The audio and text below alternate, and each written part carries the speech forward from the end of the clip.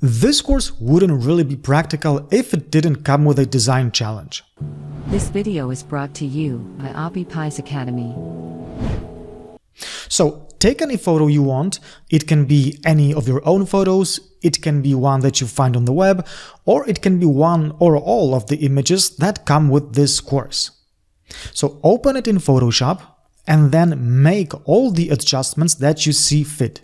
Use cropping, correct the colors and contrast, and if you want, add the vintage effect and straighten the image if you think it needs that. Now, I will also take the design challenge, and one of the last videos will be about me making the photo of my choice look great, of course using the techniques shown in the course.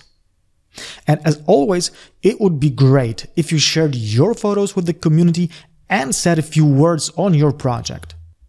And I'm here to help, so if you have any questions or any problems, of course regarding the course, feel free to ask.